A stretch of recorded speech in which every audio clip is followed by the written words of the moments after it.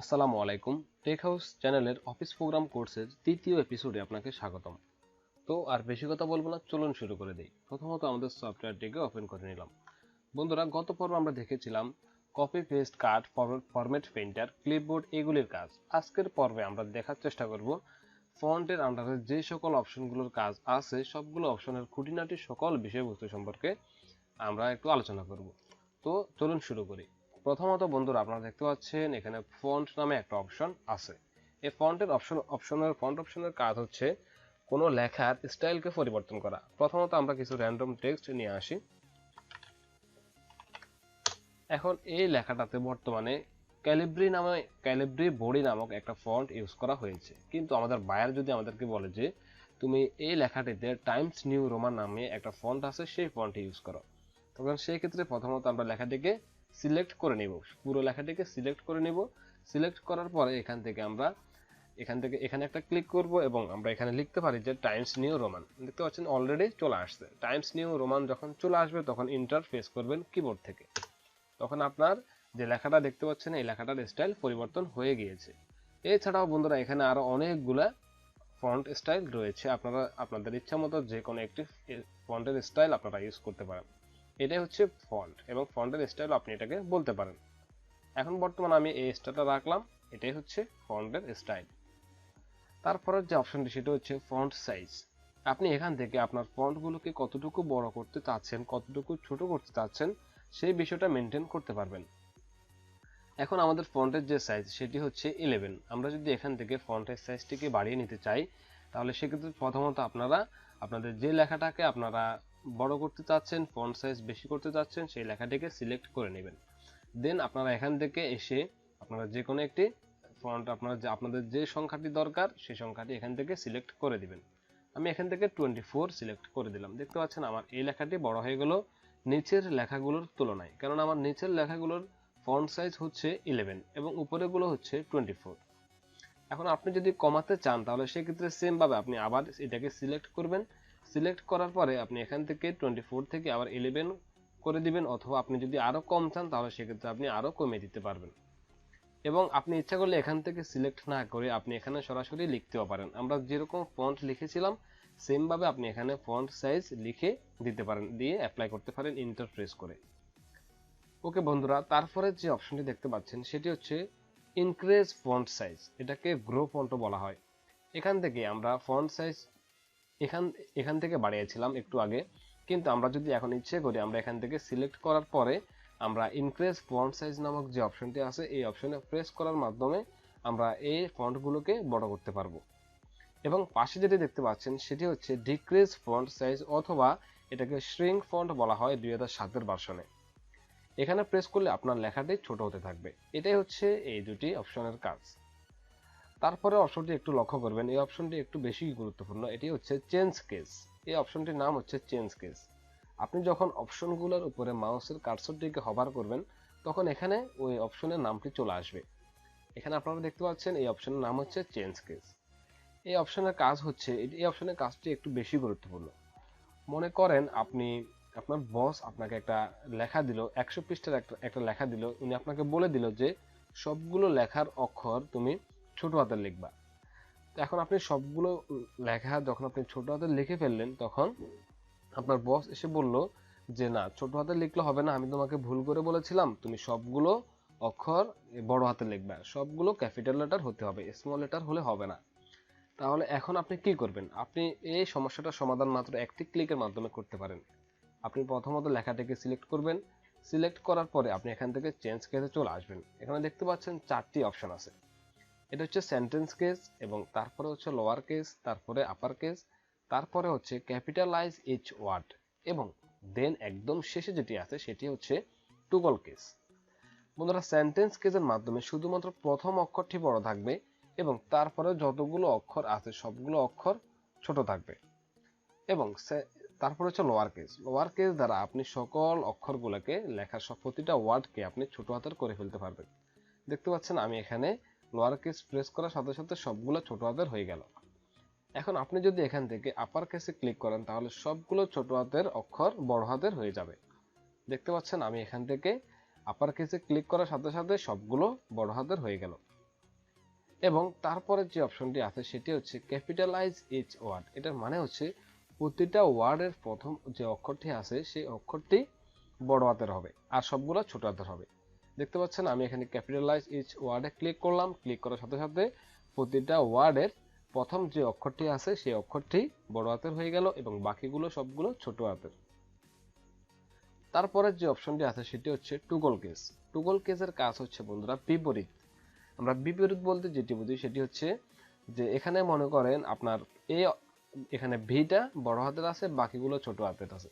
এখন আপনি যদি টুগল কেস ইউজ করেন তাহলে যেটি বড় হাতের আছে সেটি ছোট হাতের হয়ে যাবে এবং যেগুলি ছোট হাতের রয়েছে সেগুলি বড় হাতের হয়ে যাবে। দেখতে পাচ্ছেন আমি এখন ক্লিক করতেছি এবং যেটি বড় হাতের ছিল সেটি ছোট হাতের হয়ে গেছে এবং যেগুলি ছোট হাতের ছিল সেগুলি বড় হাতের হয়ে গেল। এটা হচ্ছে বিপরীতমুখী কাজ।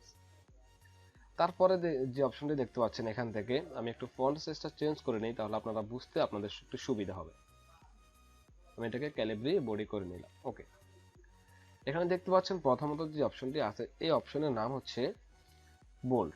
এই অপশনের যে এই বোল্ড অপশনটি আপনি যদি কিবোর্ড থেকে করতে চান তাহলে সেক্ষেত্রে আপনাকে Ctrl+V প্রেস করতে হবে। আপনি প্রতিটি অপশনের উপরে মাউস হভার করলে আপনি দেখতে পাবেন যে এটির নাম কি এবং এটির শর্টকাট কি আছে কিনা, থাকলে সেটি এখানে শো করবে। দেখতে পাচ্ছেন এখানে বোল্ড এবং তার শর্টকাট কি হচ্ছে Ctrl+V। এটি প্রেস করলে আপনার এটি বোল্ড হয়ে যাবে। আমি একটা লেখাকে আপনাদেরকে একটু বোল্ড করে দেখাই, লেখাটাকে একটু বড় করে নিই। এখান থেকে প্রথমত যে অক্ষরটিকে যে ওয়ার্ডটিকে আপনি বড় করতে ইচ্ছুক সেই অক্ষরটি অথবা সেই ওয়ার্ডটি সিলেক্ট করে নেবেন। সিলেক্ট করার পরে আপনি এখান থেকে বোল্ডে প্রেস করলে দেখতে পাচ্ছেন এই লেখাটি মোটা হয়ে গেল। এটাই হচ্ছে বোল্ড। তারপরে যে অপশনটি আছে সেটি হচ্ছে ইটালিক এবং এটির শর্টকাট কি হচ্ছে Ctrl+I। আপনারা দেখতে পাচ্ছেন অবশ্যই। এখান থেকে ইটালিক মানে হচ্ছে আপনি যদি এখান থেকে ইটালিক প্রেস করেন, সিলেক্ট করার পরে অবশ্যই সিলেক্ট যদি না করেন তাহলে কিন্তু হবে না। এখান থেকে আমি এই লেখাটাকে সিলেক্ট করলাম এবং এখান থেকে ইটালিকে প্রেস করে দিলাম।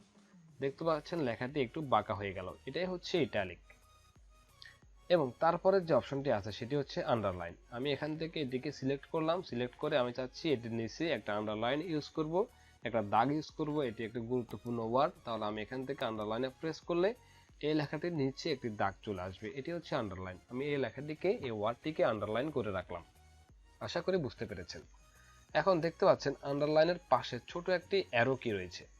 এখন এই অ্যারো কির কাজ কি আমি আপনাদেরকে দেখাবো, একটু মনোযোগ সহকারে দেখেন। এখানে যে ডকুমেন্টের নিচে যে দাগটি আসছে আমাদের এই দাগটি যদি ভালো না লাগে তাহলে সেক্ষেত্রে আমরা এখান থেকে আন্ডারলাইনের বিভিন্ন স্টাইল আছে, বিভিন্ন কালার আছে, আমরা এখান থেকে অ্যাপ্লাই করতে পারবো। ওকে, আমরা এখানে চলে গেলাম। এখানে দেখতে পাচ্ছেন যে এখানে ডাবল আন্ডারলাইন, এখানে একটু মোটা, তারপরে এখানে দেখতে পাচ্ছেন ডট ডট ডট, এটা হচ্ছে ডটেড আন্ডারলাইন, তারপরে দেখতে পাচ্ছেন এটা মেবি হাইপেন আন্ডারলাইন। ওকে, আপনারা এই সকল আন্ডারলাইনগুলো ইউজ করতে পারেন, অথবা যদি আপনি কোনো আন্ডারলাইন ইউজ না করতে চান তাহলে সেক্ষেত্রে এখান থেকে নন করে দিতে পারেন।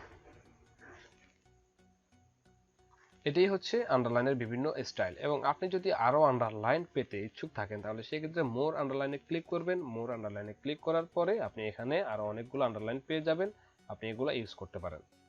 এবং এখানে আরো কিছু অপশন আছে, আপনারা এগুলো একটু দেখে নেবেন। এগুলো সেম, এই অপশনগুলো এখানে আবার পুনরায় দেওয়া আছে। ওকে, এখান থেকে আপনি চাইলে এই আন্ডারলাইনের স্টাইলটাও চেঞ্জ করতে পারবেন। এখান থেকে আন্ডারলাইন কালারে গিয়ে আপনি এখান থেকে আন্ডারলাইনের যে কোনো একটি কালার ইউজ করতে পারবেন। আমি এখান থেকে রেড কালারটি ইউজ করলাম। তারপরে যে অপশনটি আছে এটি হচ্ছে স্ট্রাইক থ্রো। স্ট্রাইক থ্রো এটির কোনো কন্ট্রোল শর্টকাট নেই। আপনি যে লাইনটিকে স্ট্রাইক থ্রো করতে চাচ্ছেন সেই লেখাটিকে আপনি প্রথমত সিলেক্ট করবেন। আমি আপনাদেরকে আগেই বলেছি প্রতিটা কাজ করার প্রথম শর্ত হচ্ছে সিলেক্ট করা। আপনি সিলেক্ট করা ছাড়া মাইক্রোসফট ওয়ার্ড, এক্সেল এগুলিতে কোনো কাজ করতে পারবেন না। অবশ্যই সিলেক্ট করবেন। সিলেক্ট করার পরে এখান থেকে স্ট্রাইক থ্রোতে ক্লিক করবেন। দেখতে পাচ্ছেন এই লেখাটির মধ্যখানে একটা কাটা দাগ চলে আসলো। এই লেখাটি সাধারণত ইউজ করা হয় যখন কোনো একটা পণ্যের যে ডিসকাউন্ট দেওয়া হয় তখন। যেমন সেই পণ্যটির আগে দাম ছিল 1000 টাকা, এখন তারা কি করলো 1000 টাকাকে সিলেক্ট করলো, এখান থেকে কেটে দিল এবং বর্তমান দাম হচ্ছে 800 টাকা, তারা পাশে 800 টাকা লিখে দিল। এখন দেখতে পাচ্ছেন এখানে 800তেও কাটা দাগটি চলে আসছে, স্ট্রাইক থ্রোটি ইউজ হয়ে গেছে। তাহলে আপনি এখন যদি স্ট্রাইক থ্রো থেকে এই কাটা দাগটি রিমুভ করতে চান তাহলে সেক্ষেত্রে প্রথমত 800কে সিলেক্ট করবেন, তারপরে এখান থেকে স্ট্রাইক থ্রুতে আবার ক্লিক করবেন। দেখতে পাচ্ছেন এখন চলে গেল। প্রতিটা অপশন অ্যাপ্লাই করার পরে যদি আপনি আবার যদি বাদ দিতে চান তাহলে সেই ক্ষেত্রে আপনি ওই ওয়ার্ডটিকে আবার সিলেক্ট করবেন, আবার সিলেক্ট করে আপনি আবার বোল্ডে ক্লিক করবেন। তাহলে দেখতে পাচ্ছেন এখন বোল্ড লেখাটি উঠে গেছে। আপনি যদি ইটালিকটা বাদ দিতে চান তাহলে সেক্ষেত্রে আবার ইটালিক যে ফন্টে ইউজ করা হয়েছে সেই যে ওয়ার্ডে ইউজ করা হয়েছে সেই ওয়ার্ডটিকে সিলেক্ট করবেন, আবার ইটালিকে ক্লিক করবেন। দেখতে পাচ্ছেন এটি আবার চলে গেছে। আপনি যদি ডকুমেন্ট থেকে আন্ডারলাইন বাদ দিতে চাচ্ছেন তাহলে সেক্ষেত্রে আপনি এই ডকুমেন্টটাকে সিলেক্ট করবেন, আবার আন্ডারলাইনে ক্লিক করবেন। দেখতে পাচ্ছেন এটি চলে গেছে। এগুলি হচ্ছে বোল্ড, ইটালিক, আন্ডারলাইন এগুলির কাজ এবং স্ট্রাইক থ্রু। তারপরে যে অপশনটি আছে বন্ধুরা এখানে হচ্ছে সাবস্ক্রিপ্ট এবং তার পাশের যে অপশনটি আছে সেটি হচ্ছে সুপারস্ক্রিপ্ট। সাবস্ক্রিপ্ট এবং সুপারস্ক্রিপ্ট সাধারণত সূত্র লেখার কাজে ব্যবহার করা হয়। আমি আপনাদেরকে দেখাই। আমি যদি এখন এখান থেকে a + b হোল স্কয়ারের সূত্রটা লিখি তাহলে কেমন হবে একটু দেখাই। a প্লাস এবং এখানে ব্র্যাকেটটা দিয়ে দিই। ওকে, a + b হোল স্কয়ার। এখন দেখেন তো বন্ধুরা এখানে কি কোনোভাবে এই 2টাকে কি স্কয়ার মনে হয় কিনা। এই 2টাকে কিন্তু কোনোভাবে স্কয়ার মনে হয় না। এখন আপনি যদি এই 2টাকে স্কয়ার হিসেবে ব্যবহার করতে চান তাহলে সেক্ষেত্রে প্রথমত এই 2কে সিলেক্ট করবেন। সিলেক্ট করার পরে এখান থেকে আপনি সুপারস্ক্রিপ্ট যে অপশনটি আছে এই অপশনটিতে ক্লিক করে দিবেন। তাহলে দেখতে পাচ্ছেন এখন এটিকে a + b হোল স্কয়ারের মতোই লাগতেছে, আগে কিন্তু এটা লাগে নাই। তারপরে এখানে এই পাশের যে অপশনটি আছে সেটা হচ্ছে সাবস্ক্রিপ্ট। সাবস্ক্রিপ্ট মানে হচ্ছে আপনি এই 2টাকে উপরে না দিয়ে নিচে দিবেন, একটা মান হিসেবে ব্যবহার করবেন। তাহলে সেই ক্ষেত্রে আপনি সাবস্ক্রিপ্টে ক্লিক করে দিবেন। দেখতে পাচ্ছেন এটির নিচে একটা মান হিসেবে ব্যবহার হলো। আশা করি আপনারা বুঝতে পেরেছেন। ওকে, তারপরে যে অপশনটি এখানে দেখতে পাচ্ছেন এটি হচ্ছে text highlight colour. Text highlight colour দ্বারা সাধারণত আপনি যে কোনো একটি ওয়ার্ডকে আপনি হাইলাইট করে রাখতে পারবেন। এখান থেকে আপনি ওই লেখাটিকে ওই ওয়ার্ডটিকে সিলেক্ট করবেন। সিলেক্ট করার পরে আপনি এখান থেকে যে কোনো একটি কালার ইউজ করবেন এই লেখাটিকে হাইলাইট করার জন্য। এটি হচ্ছে মূলত টেক্সট হাইলাইট কালার। এটি কিন্তু আপনার ফন্টের যে কালারটি, ফন্টের কালার কিন্তু চেঞ্জ করে নাই। এটি শুধুমাত্র আপনার ব্যাকগ্রাউন্ডে একটা কালার ইউজ করছে এবং সেই কালারটি হচ্ছে ইয়েলো কালার। আপনি ইচ্ছা করলে এখান থেকে ক্লিক করে অন্যান্য যে কোনো একটি কালার ইউজ করতে পারেন এই লেখাটিকে হাইলাইট করার জন্য। দেখতে পাচ্ছেন আমি অন্য একটা কালার এখানে ইউজ করলাম। এটি হচ্ছে টেক্সট হাইলাইট কালার। আপনার ফন্টের কালার কিন্তু তারা চেঞ্জ করবে না, শুধুমাত্র আপনার যে ফন্ট আপনার ওয়ার্ডের ব্যাকগ্রাউন্ডে একটা হাইলাইট কালার যুক্ত করে দিবে। ওকে, তারপরে যে অপশনটি আছে সেটি হচ্ছে ফন্ট কালার। এখান থেকে একটু আগে কিন্তু আমরা শুধুমাত্র ফন্টের ব্যাকগ্রাউন্ডে একটা হাইলাইট কালার যুক্ত করেছিলাম, কিন্তু আমাদের ফন্টের কালার ছিল কালো। ফন্টের কালার কিন্তু চেঞ্জ হয় নাই। কিন্তু আপনি চাইলে আপনার এই ফন্টের কালার কালো থেকে অন্যান্য যে কোনো কালার অ্যাপ্লাই করতে পারবেন। প্রথমত আপনি যে ওয়ার্ডকে কালার করতে চাচ্ছেন সেই ওয়ার্ডটিকে সিলেক্ট করবেন, দেন আপনি এখান থেকে এসে যে কোনো একটি কালার ইউজ করতে পারবেন। দেখতে পাচ্ছেন এখন কিন্তু আমাদের ওয়ার্ডের ব্যাকগ্রাউন্ডে কোনো কালার নাই, শুধুমাত্র আমাদের ফন্টের কালারটা চেঞ্জ হয়েছে। এটাই হচ্ছে টেক্সট হাইলাইট কালার এবং ফন্ট কালারের ভিতরে পার্থক্য। আপনি এখান থেকে আপনার যদি রেড ভালো না লাগে তাহলে আপনি এখান থেকে অবশ্যই অন্য যে কোনো একটা কালার আপনি ইউজ করতে পারবেন। আপনি এই কালারটা ইউজ করতে পারবেন। এখন আপনি যে কালারটি চাচ্ছেন সেই কালারটি এখানে নাও থাকতে পারে, তাহলে সেই ক্ষেত্রে আপনি এখান থেকে মোর কালারে চলে যাবেন। মোর কালারে যাওয়ার পরে দেখতে পাচ্ছেন এখানে স্ট্যান্ডার্ডের আন্ডারে অনেকগুলো কালার দেওয়া আছে এবং যদি আপনি কাস্টমে ক্লিক করেন তাহলে এখান থেকে আপনি সকল কালার আপনি পেয়ে যাবেন। খুব ভালো একটি কালার প্লেট। এখান থেকে আপনি কালারের যে কোড থাকে সেই কালার কোডও আপনি ইউজ করে কালার অ্যাপ্লাই করতে পারবেন। অ্যাপ্লাই করার পরে আপনি এখান থেকে ওকে দিয়ে দিবেন। দেখতে পাচ্ছেন আপনার কাঙ্ক্ষিত ওয়ার্ডটি সেই কালারে পরিণত হয়ে যাবে। তো বন্ধুরা এই ছিল আমাদের ফন্টের আন্ডারে সকল অপশনের কাজ। আশা করি আপনাদের ভালো লেগেছে, আপনারা সবকিছু বুঝতে পেরেছেন। যদি আপনারা কোনো কিছু বুঝতে না পারেন তাহলে অবশ্যই ভিডিওতে কমেন্ট করবেন, আমি অবশ্যই আপনাদেরকে হেল্প করার চেষ্টা করব ইনশাল্লাহ। এবং পরবর্তী ভিডিওতে আমরা প্যারাগ্রাফের আন্ডারে যে সকল অপশনগুলো আছে এই অপশনগুলোর কাজ শিখব এবং তারপরে ধারাবাহিকভাবে আমরা বাকি সকল অপশনের কাজ শিখে ফেলবো ইনশাল্লাহ, একদম বেসিক টু অ্যাডভান্স প্রফেশনালি। এবং যে আপনারা না দেখে টাইপ করবেন বাংলা ইংরেজি এই দুইটা ল্যাঙ্গুয়েজ আপনারা না দেখে কিভাবে টাইপ করবেন এগুলো নিয়েও আমি ভিডিও প্রকাশ করব। এবং পরবর্তীতে আমি অবশ্যই Adobe Photoshop, Adobe Illustrator, graphic ডিজাইনের যে সকল কাজগুলো আছে, যে সকল সফটওয়্যারগুলো আছে, সেই সকল সফটওয়্যারের কাজ আমি আপনাদেরকে শেখানোর চেষ্টা করব ইনশাল্লাহ।